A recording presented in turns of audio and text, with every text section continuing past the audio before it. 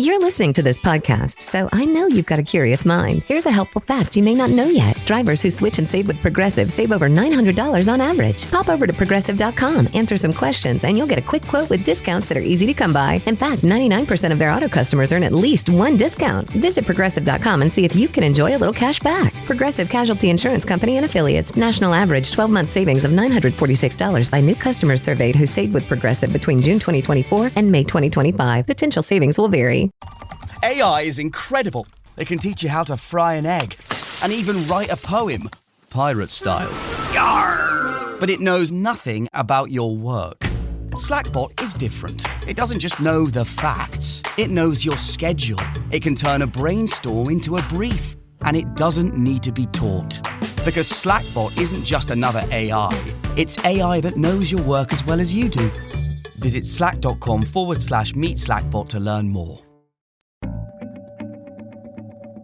In a world where overspending, debt, and keeping up with the Joneses rules us all, where the voices from the merchants, restaurants, and credit companies lord over the common man, out of the darkness, like a beacon of hope, comes a new voice. A voice that's rich and creamy, like your favorite butter, and delicious, like cheeseburger pizza on your diet cheat day.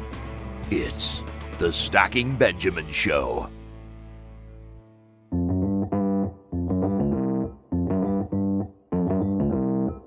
Live from Joe's mom's basement, it's the Stacking Benjamin Show.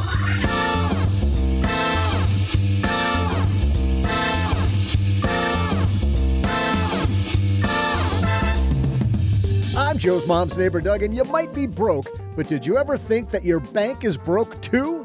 Today, to share stories from the dirty secret world of money laundering, we welcome the author of Invisible Trillions, Raymond Baker. In our headlines, one 32-year-old man makes $39,000 per month working just 30 minutes a day. Can you replicate that? We'll share details. Plus, we'll throw out the Haven Lifeline to Kevin, who has a question about tipping his cap on his funds. And then I'll share some bad trivia. And now, two guys who help you navigate the system no matter how jacked up it is. It's Joe and O-J-J-J-J-G. Hey, Stackers. Welcome to the Stacking Benjamin Show. You made it. You found us. Sit back and relax because we're about to have an hour of financial fun. I am Joe Saul-Sehy, Average Joe Money on Twitter. And Doug, you do the sheep noise incredibly well. Good job. I've been practicing. It's good. It is just one of my many talents. The guy across the card table from me, who is a wolf in sheep's clothing, I don't know. Mr. OG's here. How are you, man? I'm not a wolf in sheep's clothing. I'm a sheepdog. There's a difference. He is. Very nice to the sheep. I'm very mad at wolves.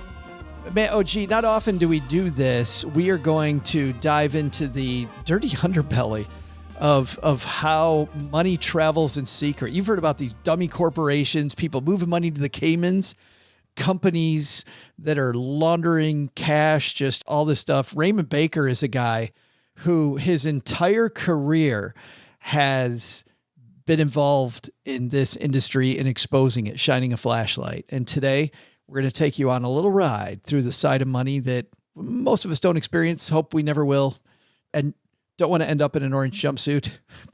Probably don't want it. But Raymond Baker, who worked with the Brookings Institute on this, Harvard Business School, done a lot of great work. And today we're going to dive in with him. But before that, we got a great headline. But of course, even before that, just for a moment, I had a breakfast mentoring meeting yesterday with a young woman who was just amazing. She is graduating from college with a degree in wealth management, and she reached out hoping for some pointers. And listen, if somebody's in Texarkana and wants to go into this beautiful field of personal finance and helping people get their money together, that is incredible. But even more incredible is how she reached out, how she was trying to network. And I was having a discussion that finding the right person and avoiding the wrong person for a role, that's what can make or break an organization. And we just don't see that many qualified people. So how do you find them? Well, Indeed Sponsored Jobs is a boost whenever you need to find quality talent. If you're hiring, Indeed is all you need. You can stop struggling to get your job post even seen on other sites. You'll match with quality candidates with Indeed's Sponsored Jobs. Get matched with and hire quality candidates who can drive the results you need. Reach candidates who meet your specific criteria like skills, certifications, or location. It drives me crazy when I'm matched with all kinds of people who aren't a fit. I don't have that kind of time. People are finding quality hires on Indeed right now. In the minute I've been talking to you, companies like yours made 27 hires on Indeed, according to Indeed data worldwide. Sponsored jobs posted directly on Indeed are 95% more likely to report a hire than non-sponsored jobs. Spend less time searching and more time actually interviewing candidates who check all the boxes. Less stress, less time, more results. When you need the right person to cut through the chaos, this is a job for Indeed Sponsored Job. And here's what's cool, Stackers. You're going to get $75 in sponsored job credit to help get your job the premium status it deserves at Indeed.com/podcast. Just go to Indeed.com/podcast right now and support Stacking Benjamins by saying you heard about Indeed right here at Stacking Benjamins. Indeed.com/podcast. Terms and conditions apply. Hiring, do it the right way with Indeed.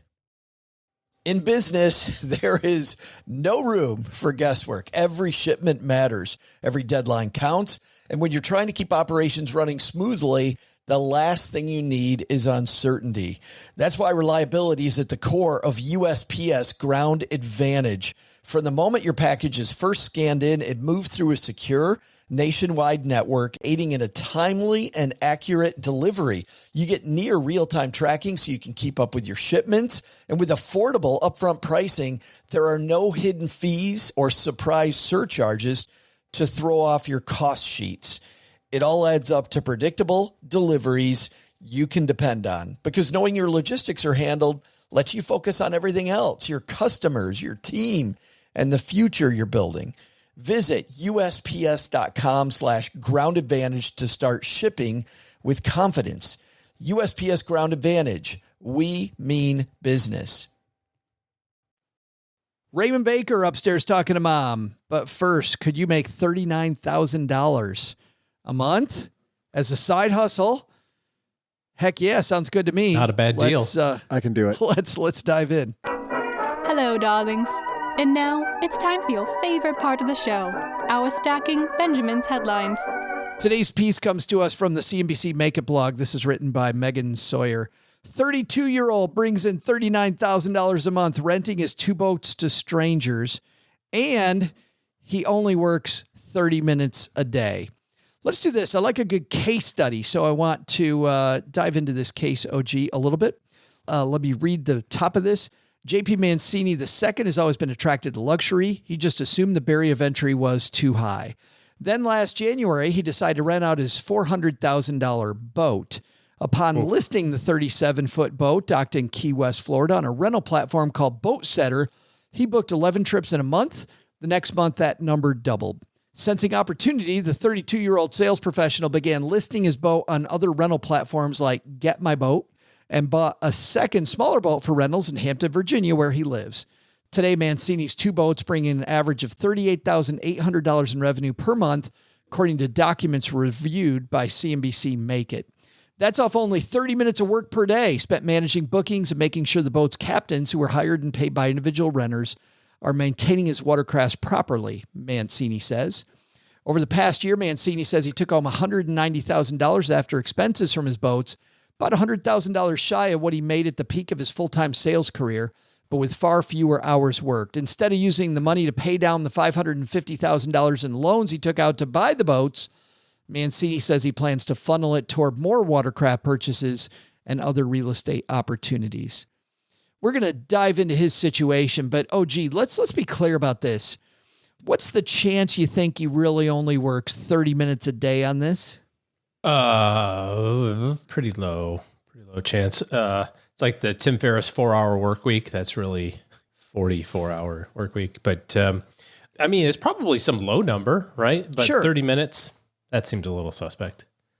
Yeah, whenever I read these headlines, I just think we sell the sexiness. And of course, Yeah. you know, if somebody had asked me, hey, you make $39,000 a month on this, how much time? Oh, I spend 4 minutes. It's super easy. You can do it Yeah. too. I mean, I just went out and bought a $400,000 boat just because I read this article. I was like, sweet. Must be pretty easy if this dude can do it. Everybody knows boats are an easy way to make money. Easy. That whole just phrase that, they're just a hole in the water into which you pour money, that's a misnomer. Yeah, well, the thing that I've always heard is people say the best day of a boater's life is the day that you buy it and the day that you make $38,000 every day on renting it. So I was like, I'm in. I'm going to buy 5 of them. We don't have as much water here, which a little bit of a downside for us, but I'll take $30,000 a day. That's okay. Or a month. What is it? How much is he making? $30,000 a month? $39,000 a month. Oh, Yeah, all right. 38,800. As great as I thought, but okay. You know, the first question I had when I read this piece was he's 32 years old and owns a $400,000 boat. Nice. We might have some people at 32 years old, 35 years old, 40 years old listening going, how does that happen? Well, we got to dive into his story because like anything, this thing that looks like, hey, you just click your heels together and you make $39,000 a month might not be as easy as you think it is. In fact, there's a great quote by Michelangelo. I'm going to get this a little wrong, but he basically says, if you knew what I went through to be as good at this as I am, it would make you really depressed. Like you would not want anything to do with becoming the master of my craft. And while that might not be the case here, obviously how he got there is every bit as important as to where he is. So first of all, he began OG in the U.S. Air Force, and he was in the Air Force until 25. Let's talk about that because I think that getting some of these skills, some of the training that you will find in the armed forces, that you will find in some of these jobs can set you up on a great path to a fantastic career. Number one, if you know how to take that and leverage some of these things, I think the fact that he was in the Air Force is something we should talk about first.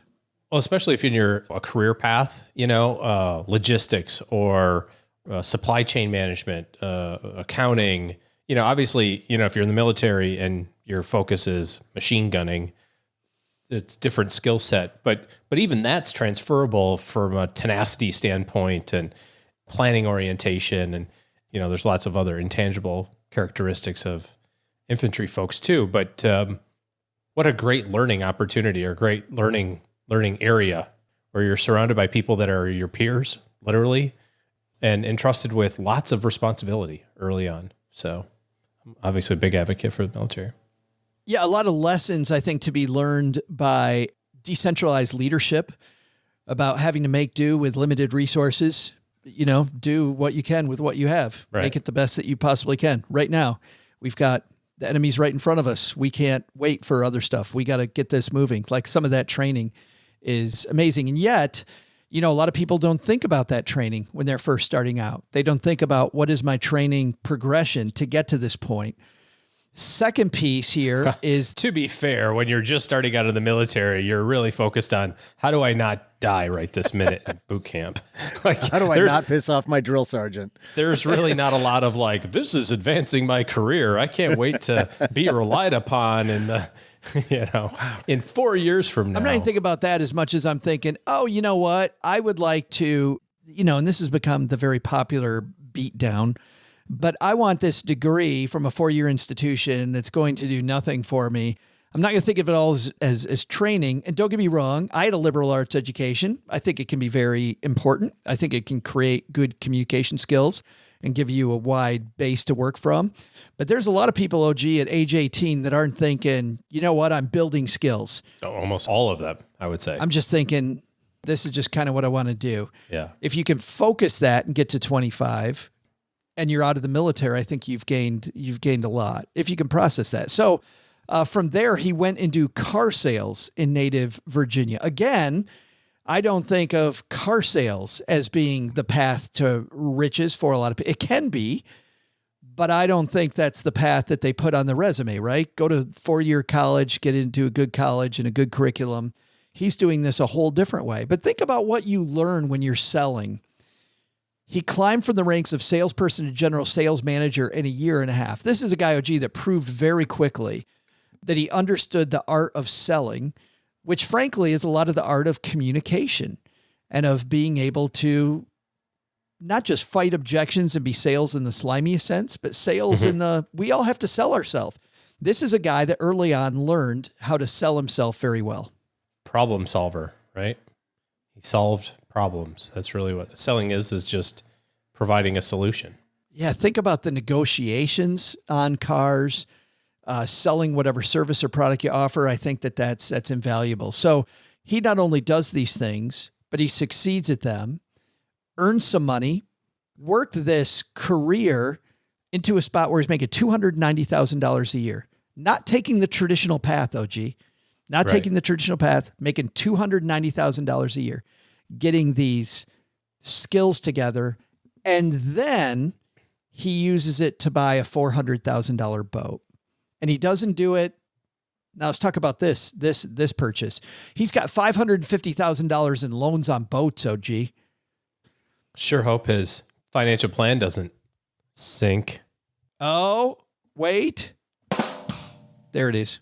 I sure hope he can keep those payments afloat. Can he float the loan?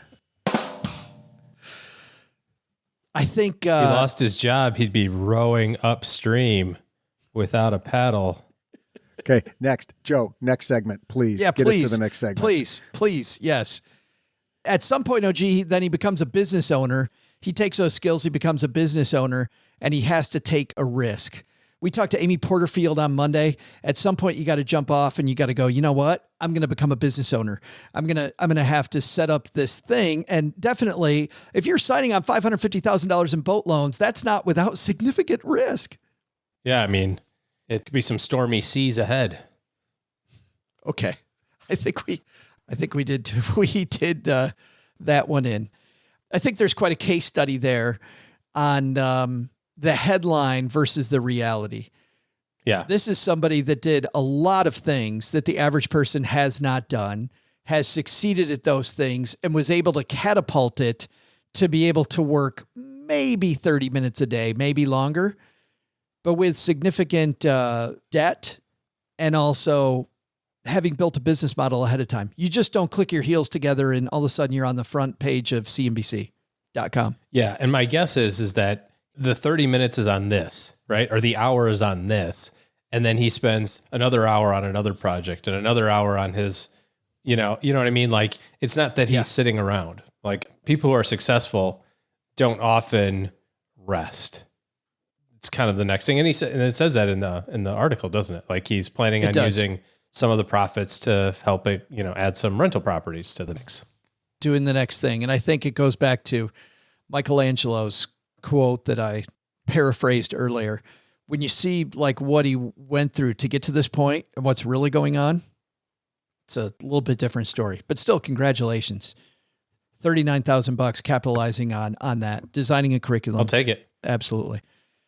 Coming up next, Raymond Baker is a graduate of Harvard Business School and Georgia Institute of Technology. He received the MacArthur Foundation grant to support in-depth research on illicit financial flows as a guest scholar at the Brookings Institute. That culminated in his first book, which made a huge splash, Capitalism's Achilles Heel, Dirty Money and How to Renew the Free Market System. Financial Times called it one of the best business books of 2005. Today he's back. He has a new book called Invisible Trillions, and he's going to dive into, OG, this dirty underworld. This dirty underworld of how money goes from one hand to another, doesn't get taxed, doesn't get reported, and ends up making boat leases probably. But probably is put it on a boat out of Key West. Yes, Raymond Baker up next. But Doug, I think you got some trivia for us first. Hey there, stackers. I'm Joe's mom's neighbor, Doug. And on this day in 1997, a sheep was cloned for the first time. And that was like 30 years ago. Come on, science. I thought for sure by now I'd have my own clone. Somebody's got to clean up all these peanut shells. Well, my clone would definitely be named like a Mr. Stallion or maybe Buster Studley. Today's question is this: what was that sheep's name? I'll be back right after I order some more rouge. Don't judge me. It takes a lot of money to look this cheap.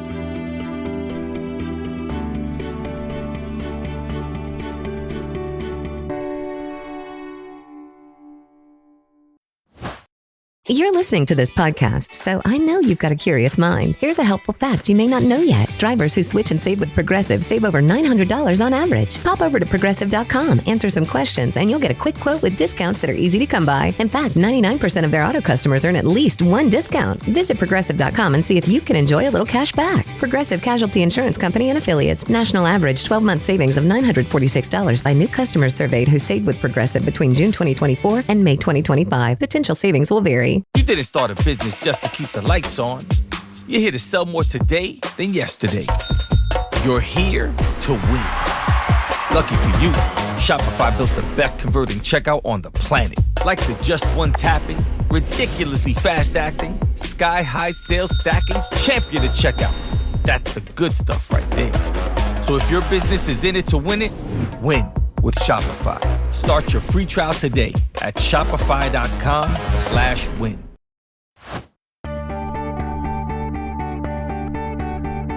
Hey there, stackers. I'm working woe man and Grand Tetons enthusiast, Joe's mom's neighbor Doug. The sheep in question, which incidentally is how Joe's defense attorney began his opening remarks, was cloned in Edinburgh, Scotland, from mammary gland cells of a 6-year-old Finn Dorset sheep. And because the sheep's DNA came from a mammary gland cell, they named it after noted lactation activist Dolly Parton. And now we'll bounce it over to Raymond Baker.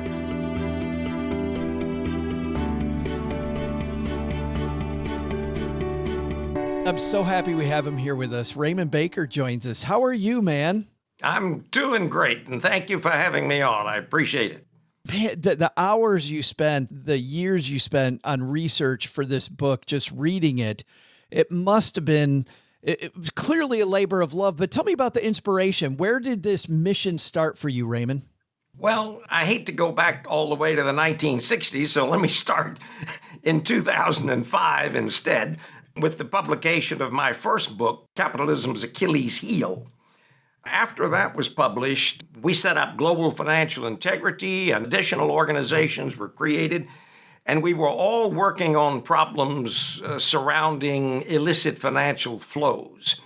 And I didn't think we were making enough progress. So I decided in 2015 to write another book. The outgrowth of that is Invisible Trillions, with the hope that we can, through this effort, and additional efforts, drive the understanding that capitalism is operating at a level of secrecy that is threatening to itself, capitalism, as well as threatening to democracy. The first words of your introduction, I think, drive that point home. You begin this entire work by saying, we are at an inflection point. What a place to start. Tell us about the inflection point. Where are we right now? We have to come to an understanding of the threat that the democratic capitalist system is under, and we have not come to that threat. Joe, let me refer briefly to the climate change issue. Scholars and academics knew in the 1970s and 80s and 90s that global warming was a reality, but that didn't get into the global consciousness. So now we broadly, we understand that climate change is a huge issue. That's where we are in this issue that I'm talking about. That's where we are in reappraising the relationship between capitalism and democracy. We need to get this into the global consciousness. And let me be very clear, Joe. I regard the democratic capitalist system as the best invention in political economy yet devised. But it is being damaged. It is being hurt by invisible, secret, under-the-table dealings that have become normalized in capitalism. Well, I'm glad you started there, Raymond, because obviously we do a lot of research before we have somebody on the show. And I find your work incredibly fascinating, but I also find some of the backlash that I read from people, frankly, sometimes that I think that haven't actually read your stuff, that you are anti-capitalist. But the more I read Invisible Trillions, the more I see this, you're fighting a war for capitalism, for openness, for this ability for companies and us all to be able to compete on a capitalist playing field.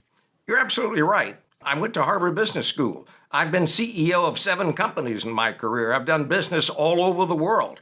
I know that you can do business honestly and accountably and transparently, and it's better when you do business that way.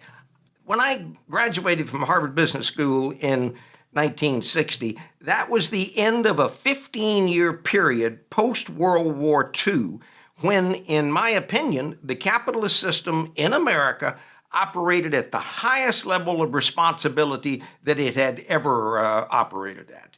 The ratio of executive pay to workers' wages, for example, at the end of that period, at the end of the post-war period, 1960, was 20-1. You know what the ratio is now? More than 350-1. Yeah. Disparity has characterized the way that capitalism is operating. Inequality is the effect of the way that capitalism is operating today. Ultimately, inequality will defeat the free market system, will defeat the democratic capitalist system unless we get it controlled and begin to reverse it. I want to dive into that in just a second, but I also want to clarify one more thing. You know, a lot of people, most of our stacker community, Raymond, they're all about privacy. I'm all about privacy. You drive a hard wedge between privacy and secrecy. Can you define the difference for us here? Because I think this is critical to where we're going to go next. Absolutely. I'm all for privacy. I want my bank account to remain private. I don't want people looking at my bank account. However, that's not the same as it being secret. If, for example, somebody is accused of a terrorist act with a name similar to mine and government officials need to check all possible accounts, go for it. I don't care. My privacy is not above your security, Joe. So, yes, let's continue to have private dealings, but totally secret, that doesn't work in the democratic capitalist system. You went back to 2005 earlier, but I do want to go back further than that. Let's talk about kind of the rise of secrecy in the system, like how this all began, Raymond. When did secrecy really become one of these core things that we have to fight if we're fighting for democracy? It really began to take off in the 1960s. I'm certainly not suggesting that secrecy was invented in the 1960s, Sure. But it began to take on global proportions in the 1960s. There were 2 things that drove that. One, 48 countries gained their independence in the 1960s, and a lot of people wanted to take their money out. And so we created a financial secrecy system that would support that movement. Second thing that happened in the 1960s was multinational corporations began to spread all over the globe. There were very few multinational corporations before 1960. By the end of the 60s, they were all over the place. And they, too, wanted ways to be able to take revenues and profits out of those risky investments, particularly in developing countries. And so they created secret mechanisms for getting money out. Basically, what they did was to utilize the misinvoicing of trade. Trade conducted in such a way as to move the profits within the trade transaction rather than going through the messy process of accumulating retained earnings and declaring dividends and remitting dividends and so on. You don't need to do any of that. Just put the excess price in the invoices that you're charging and get the money out through misinvoicing of trade. But it was those 2 things in the 1960s that accelerated the movement to secrecy. Independence for a lot of countries, movement of multinational corporations around the globe. I want to ask you about misinvoicing because I found this fascinating as I was reading Invisible Trillions. It sounds like what you're really saying is this is fairly easy because the devil's going to be in a spreadsheet somewhere. Like if I'm an auditor, Raymond, and I have to read through every invoice, seems fairly easy for somebody to take one line item of 1,000 lines and just make a little switch so that it makes it very easy for me to transfer maybe millions of dollars sometimes. It's easy to do. And I'll just touch upon your point about the auditors. The auditors are under no obligation to point this out. Joe, when I arrived in Nigeria in 1961, one of the early people that I talked to was the managing director of a trading company. The company was a subsidiary of a UK-based parent organization. And I asked this guy, how do you do business in Nigeria, in Africa? And after some conversation, he said to me, this is not difficult. I'm not trying to make a profit. What? Now, I had just finished Harvard Business School, and here's one of the first people I meet, and he says, I had no idea he was talking about. You're thinking he might be bad at this. That's what you're thinking. Yeah. So it took me a while to understand the whole matter of transfer pricing. Pricing in such a way that you're transferring your profit margin overseas within the invoice of what you're buying from overseas. It's simple. It's done all the time. I have never known, I've looked at this phenomenon now for 60 years, I have never known a multinational, multi-product, multi-billion-dollar corporation that did not use trade misinvoicing, falsified trade, to move money across borders in ways that are just plain invisible. You can't see it. So tell me if I'm wrong here to kind of clarify what you're saying, because this can be, I think what you're alluding to, this could be completely legal. I take an item that is in subsidiary A of a company, I sell it to subsidiary B of a company, way underpriced, so that when I move it to the subsidiary that's in a different country, I maybe get more favorable tax treatment now. And now I can realize the gain in subsidiary B with a better tax structure than I can in subsidiary A. Completely legal, completely fine on paper, but completely secret and really transferring billions of dollars? You've described it perfectly accurately. Wow. The question of its legality is complicated. It is illegal in a lot of countries to misinvoice trade for the purpose of moving money across borders. But those laws are difficult to enforce. They're not enforced. And so the practice is done all the time. Now, very interestingly, there have been 3 cases decided in the United States in the last 7 years that suggest that this breaks U.S. law. The deliberate misinvoicing of trade, which is done for the purpose of denying another country of its customs duties or tax revenues or what have you, according to those case decisions, is illegal. This hasn't yet sunk satisfactorily into the thinking of corporate leaders.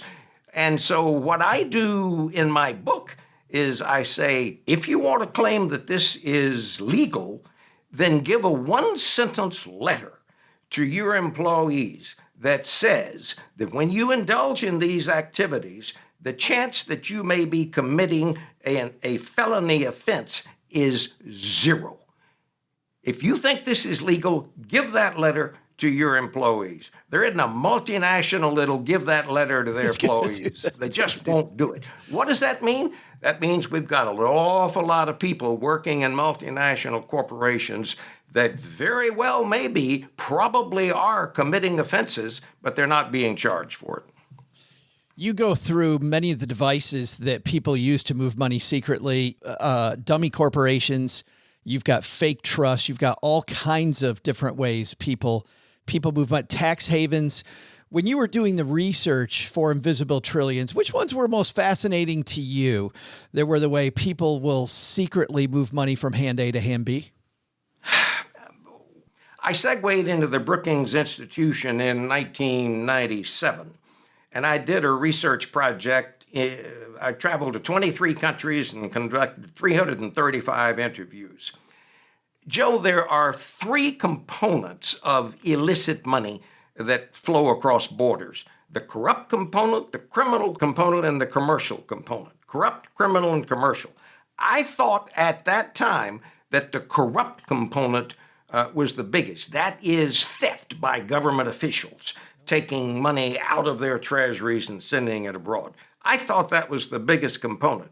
After I had gone to 23 countries and conducted 335 interviews, I realized that the corrupt component, I'm talking about cross-border transfers now, the corrupt component was the smallest, the criminal was next, and the commercial component was by far the biggest Really? part of The Absolutely. legitimate businesses.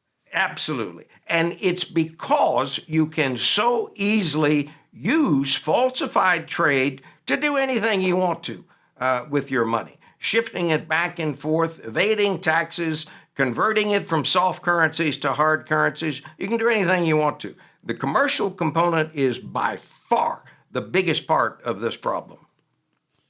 Speaking of commercial entities and multinational corporations, where do banks sit in the whole secrecy game? Oh, my goodness.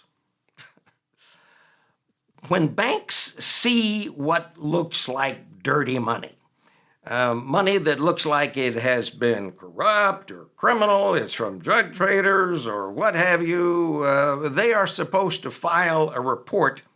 Let's talk about U.S. banks. They're supposed to file a report with the U.S. Financial Intelligence Agency, which is called FinCEN. Do you know how many reports are filed? I know it's got to be a lot because what I remember, Raymond, I used to work for American Express, and I remember all the training that we got and all of the, hey, if you see this, you see this, you see this. I mean, the anti-money laundering stuff that we got there was like, so I would guess that there's a ton of reports filed. An average of 80,000 a day. A day. What this means is that U.S. banks will find a reason to take just about every dollar of dirty money that they can, just so they file a suspicious activities report with the Financial Intelligence Agency. 80,000 such reports filed every day. U.S. banks will find a reason to take the money and file a report. Anti-money laundering efforts within banks are a failed exercise. Well, it is funny you point this out when you say 80,000. I hate to admit to everybody that I knew how you were going to answer that question from reading your book, but I did. But you point out, so the average person listening probably, Raymond's thinking what I'm thinking, 80,000 reports. Hey, that means the system's working. You're like, no. This is actually proving that the system is failing. Some people argue that that shows that the system is working. It would be working if FinCEN, the Financial Intelligence Agency, had the capacity to deal with 80,000 reports a day. But they don't have anything close to that capacity. So 79,990 of them go unread, unreferred to by FinCEN, and the bank gets to handle the transaction, take the deposit and handle the transaction. It seems in some ways that banks are not just complicit, but in some ways governments are. Raymond, you write this. Citigroup, after the 2007-2008 debacle and the bailout, they received $45 billion as a bailout, but then they reduced its consumer banking business by a third. They laid off 40% of its staff. They closed 62% of its branches in Middle America. Citigroup didn't eat the loss. We all lost it. We lost the ability to bank like we could before 2007, 2008. We ate it. Absolutely correct. The Fed and the Treasury made the decision that we got to save the banking system. That's number one. They did not decide that we have to save the consumer. That's number two. No, it's the banking system that has to be prioritized, and therefore we poured tens of billions into the financial system, and the banks recorded record profits, laid off staff, easily survived the financial crisis, and it took middle class of America 10 years to get back to where they were in 2007. They didn't recover from their losses until 2017 or 18. All this money, the fines that banks pay, the people that they hire to, fight with the government over fines. Did I read this right? This is all tax deductible? Absolutely. The fine you pay is tax deductible. The fees you pay to your lawyers are tax deductible. Handling dirty money is a money-making enterprise. And as long as that's true, Joe, then we are literally risking the capitalist system. This can't continue at the level at which it is now. I estimate that roughly half of global financial operations, global commercial operations, pass through the financial secrecy system at one point from origination to completion. Probably half of global economic affairs pass through the financial secrecy system at some point. I want to ask you another banking question, but I kind of want to use that to end our time together. So before we get to that, I want to bounce briefly over to crypto because Jamie Dimon at JP Morgan Chase has he doesn't even call it a currency. He's like, yeah, this is garbage. Obviously, when you look at Warren Buffett and talks about cryptocurrency and says this is not a great thing. What role does crypto play when it comes to a lot of this secrecy that you're outlining so effectively, I think, in your book? Let's draw a difference between cryptocurrency and other kinds of digital currency. I'm not opposed to central bank establishing a digital currency. I think a cryptocurrency which functions in secret is a huge risk for the people that buy it. The only asset value of a cryptocurrency is the possibility that someone else is going to talk it up to a higher value in the future. We're now looking at Samuel Bankman-Fried and his colleagues and so forth. In my opinion, that will, at the end of the day, be adjudged as a fraud, a continuation of the kinds of frauds that have affected us for years. Enron, Madoff, others. We've now got 2 or 3 of his lieutenants pleading guilty. I have no idea how he's going to plead innocent and come out of it. Well, and this is just the latest, right? I mean, the huge number of fraud cases we've had in the NFT markets, the number, the SEC finally going after people. There's so much opportunity here for fraud and for secrecy and just a few people getting rich sadly at the risk of all of us. I mean, I think people thought this was going to be the lottery and it turned out to be the lottery. It feels like for a few people who now may be going to jail, but up until then looked, I don't know, pretty good for them. Last time I looked at, there were something like 10,000 cryptocurrencies. A handful of them get the bulk of the publicity, but cryptocurrencies, they're on a continuum. Some of them are totally invisible. Others of them actually fall under Securities and Exchange Control regulations.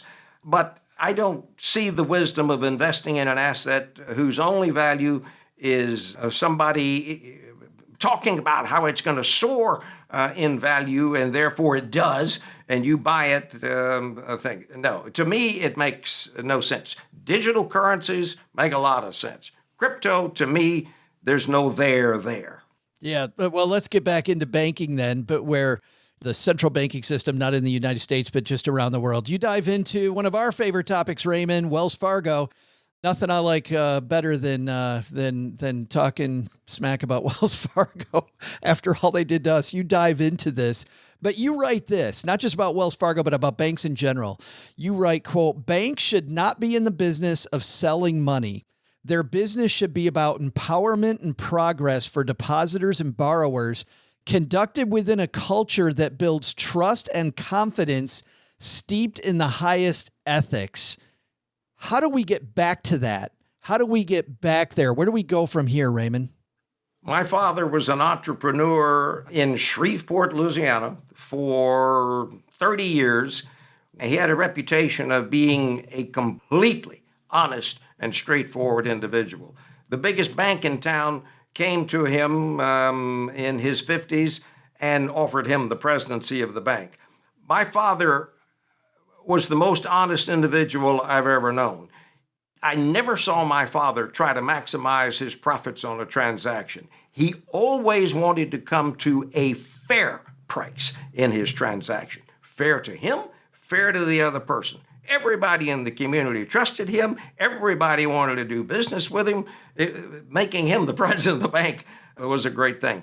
That kind of ethic that I grew up admiring my father for, that kind of ethic is hard to find these days. How many people do you know that don't want to maximize their profits? They want to arrive at a fair profit on their How many do you know like that?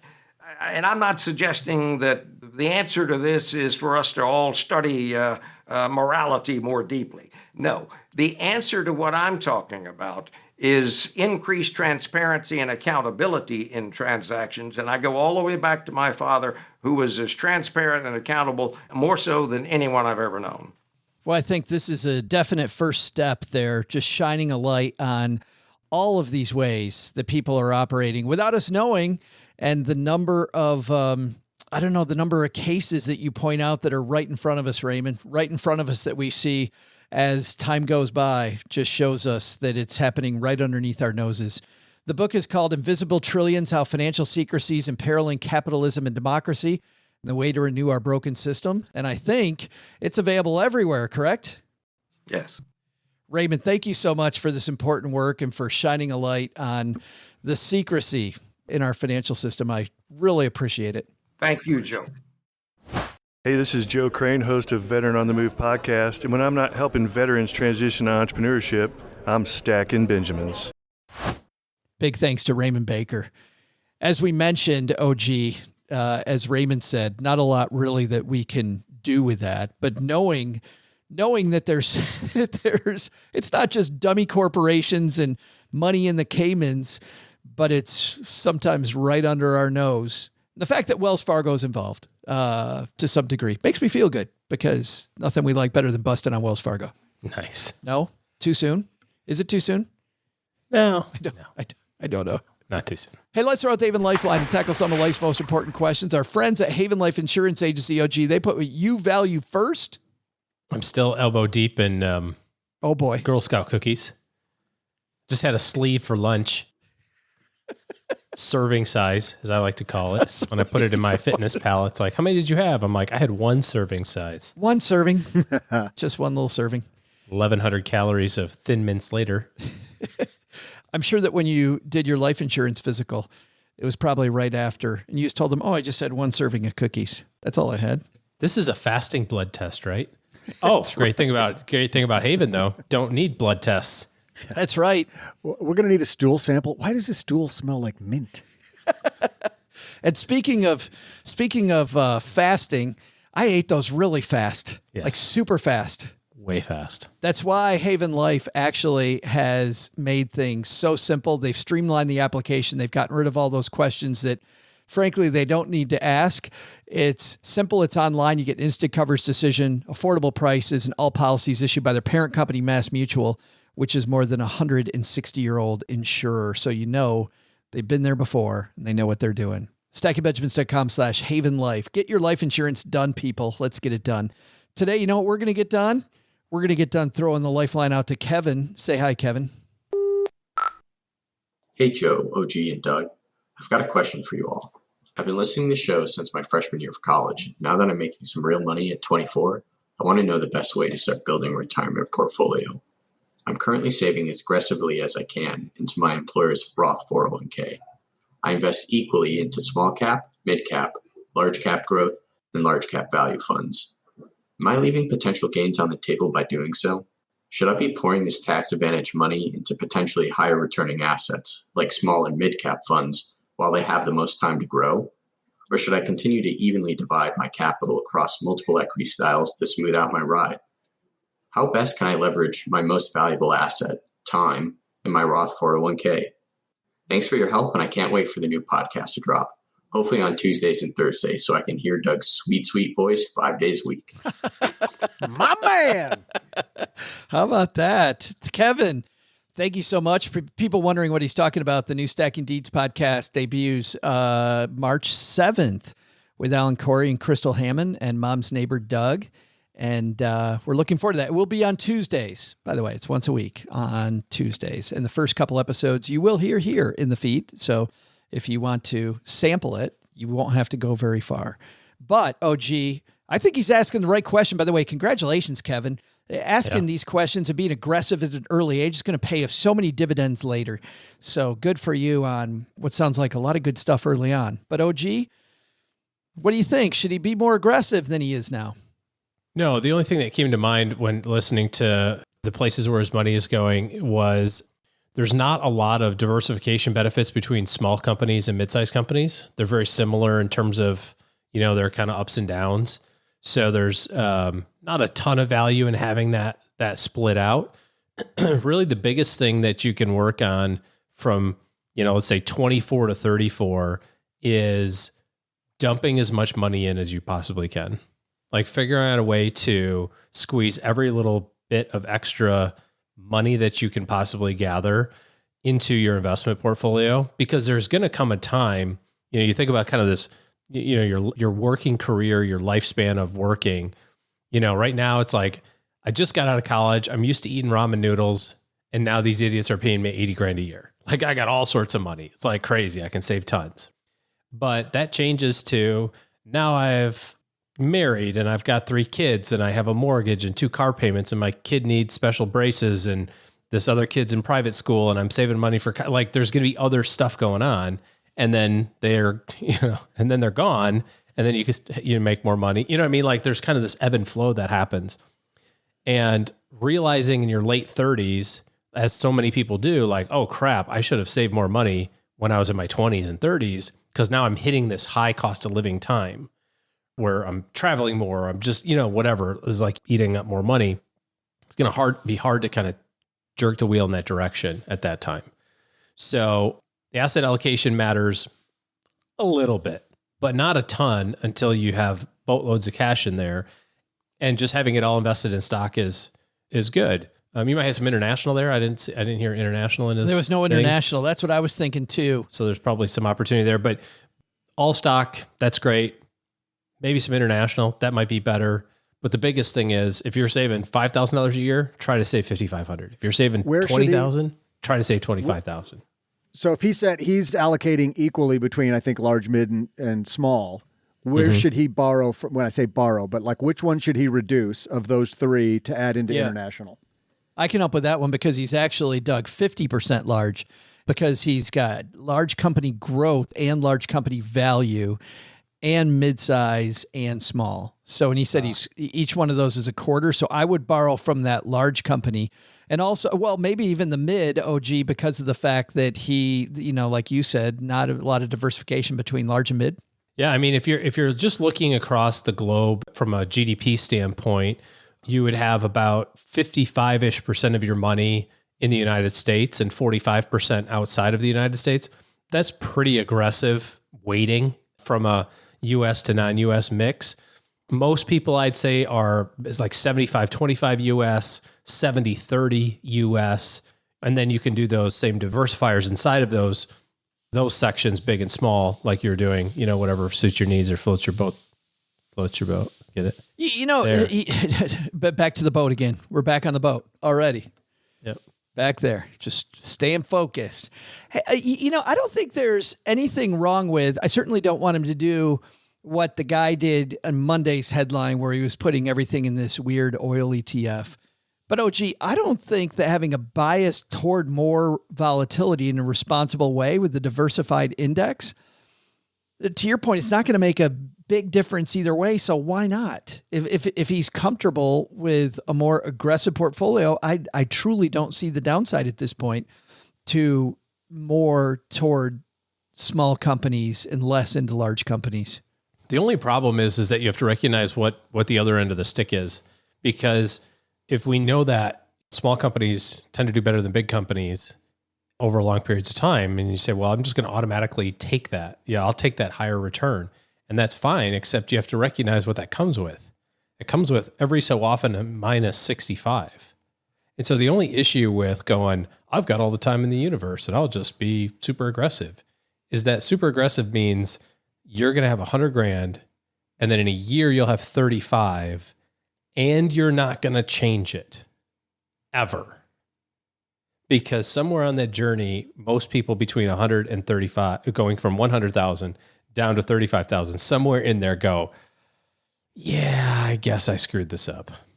I should have done something different. And then you erase all of that, I'm going to be aggressive part and blow it up at the worst time. So I'd much rather have the smoother ride that is a little bit lower return than an all small cap portfolio, which statistically will give you a much higher return and compounded a ton more.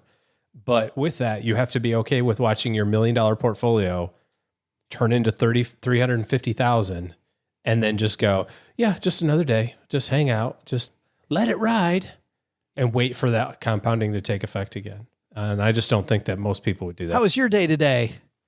I lost $650,000. How are you? Yeah. I just don't think most people would have the stomach for that. Congratulations, Kevin, on the work you've done so far. And I hope that was helpful. I love the idea of starting to think a little more critically about your asset allocation, but I'm also with OG. Right now is the time to pour as much money in as you can, man. Good stuff. Hey, if you've got a question for us like Kevin does, head to stackingbenjamins.com/voicemail. And we're sending Kevin a greatest money show on earth, Stacking Benjamins Haven Life t-shirt that shows the circus that it can be here in Mom's basement. Did you hear what a Doug fan he was? I think that between those lines was give Doug my shirt. Pretty sure. I'm not sure I heard that. Did you hear that, OG? I'm not sure I heard. You have to be in touch with the subtext of what people are saying. Shouldn't read between any lines. Should just take it at face value. I think that's what our job is. You start all of a sudden thinking you know what people are thinking, and next thing you know, you're making big mistakes. Because remember, when you assume, Doug, you get a t-shirt. It's not what Mom says. She's got a different phrase. Oh. But hey, that's going to do it for today. Let's look at the community calendar. First of all, thanks to everyone who left a review. One here that Mom's putting on the fridge. 5 stars from Mr. Harrell is his name. Mr. Harrell. Creative, knowledgeable, hilarious. You have thousands of sources to choose from to become knowledgeable about personal finance, investing, and success. Why not get it all from the same source? While still covering the basics at times, the host and guests take it to the next level without feeling like you're in an Econ 101 lecture hall.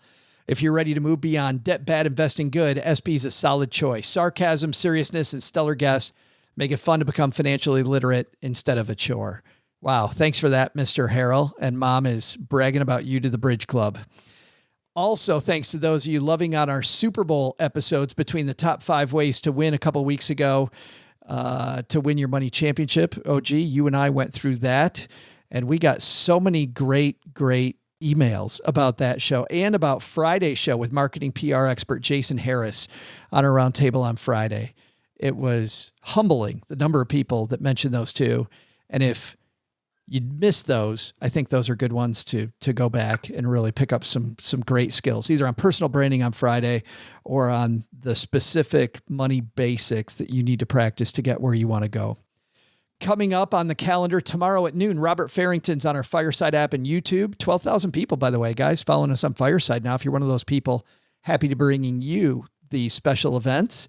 If you are somebody who is using tax software, evaluating different tax softwares, ask all your questions to Robert Farrington from the College Investor.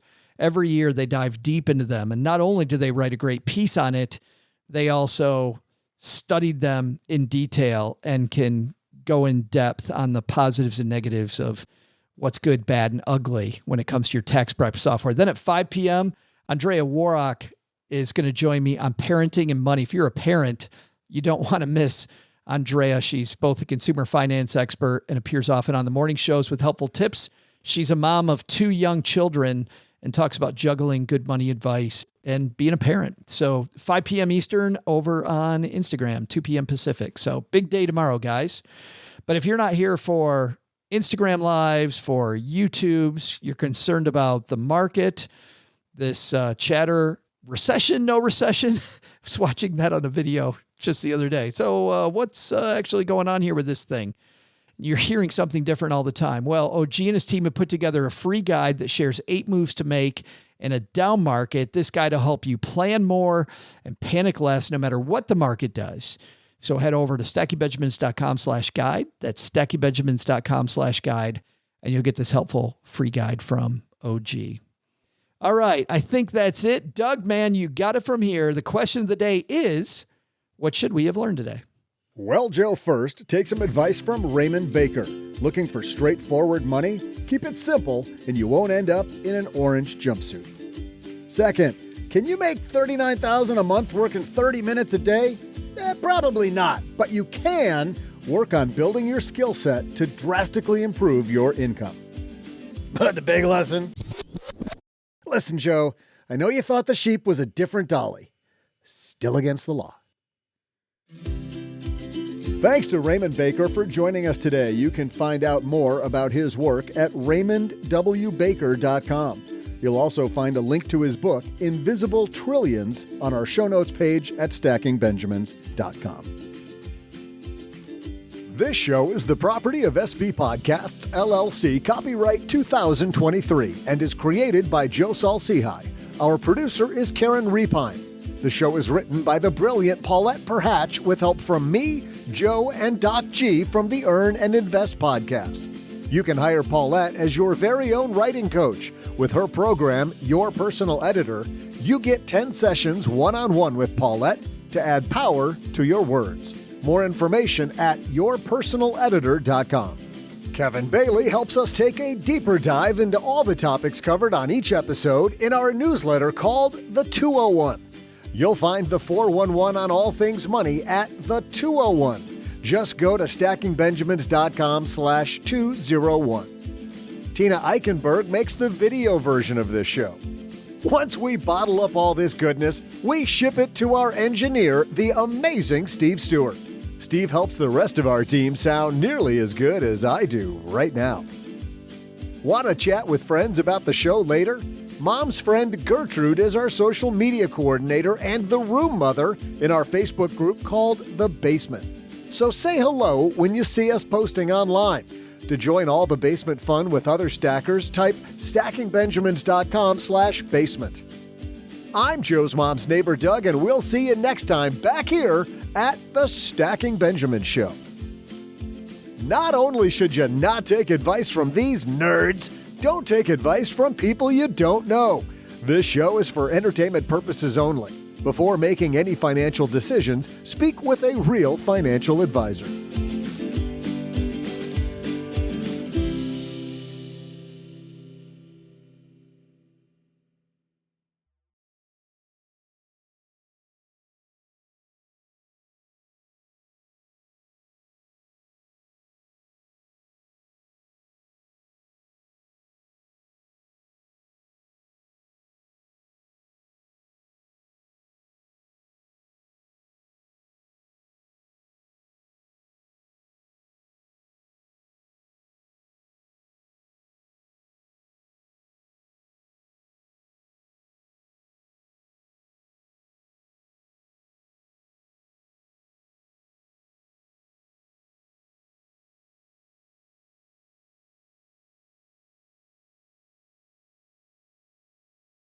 I've been really excited, guys, about some of the stuff that I've been watching lately. And did you watch National Treasure, Doug? The first two, maybe. I think I only watched it for. Was there a third one? There might have been a third one, but I feel like they've never stopped making them. Well, I know that the first one was super, right? And the second one, I was like, okay, that's pretty good. I don't remember anything about it other than this was campy, good fun.